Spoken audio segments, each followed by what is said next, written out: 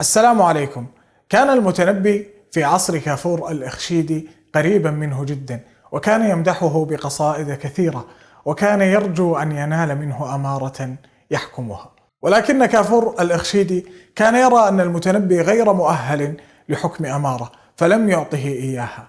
وأطال المتنبي فترة مكوثه عند كافور الإخشيدي، ولكنه لم ينل منه شيئا، فعزم على الهروب.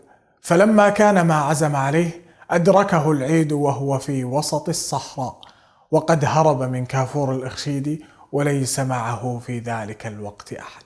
فهاجت مشاعره لما أن أدركه العيد وهو ليس بين أهله وأحبابه، فقال هذه القصيدة: عيد بأية حال عدت يا عيد، بما مضى أم بأمر فيك تجديد، أما الأحبة فالبيداء دونهم، فليت بينك بيد دونها بيد. ويقصد بهذا أن العيد أدركه وهو في وسط الصحراء البيداء، وبينه وبين أحبابه هذه البيداء، فتمنى لو أن أحبابه معه، وأن بينه وبين كافور الإخشيدي بيد دونها بيد، أي ليس بينه وبين كافور الإخشيدي مسافات طويلة كلها بيداء.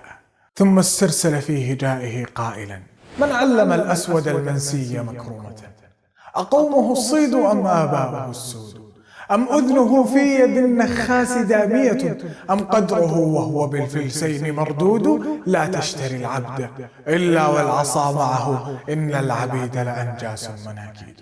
وهذا غاية في القبح وغاية في البذاءة.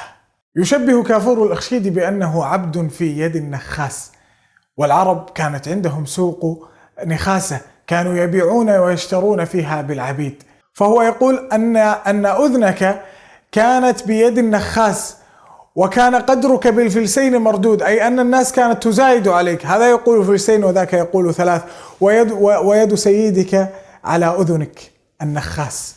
وهذا كبير عند العرب عندما تهجو أحدا بهذه الألفاظ المسيئة وهذا الوصف السيء، لا سيما وأن هذا المهجو قد كان حاكم مصر آنذاك.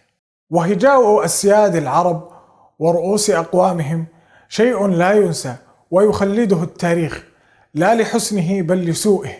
ومن ذلك الحطيئة لما هجى الزبرقان بن بدر، وكان الزبرقان رئيس قوم وسيدهم، وقال فيه: دع المكارم لا ترحل لبغيتها، واقعد فإنك أنت الطاعم الكاسد. وهو سيد قوم يأكل الناس معه ويشربون، ويأتي الحطيئة ويقول له: دع المكارم لا ترحل لبغيتها، واقعد فإنك أنت الطاعم الكاسي، أي أن مروءتك اتسعت لأكلك وشربك، فاقعد في بيتك.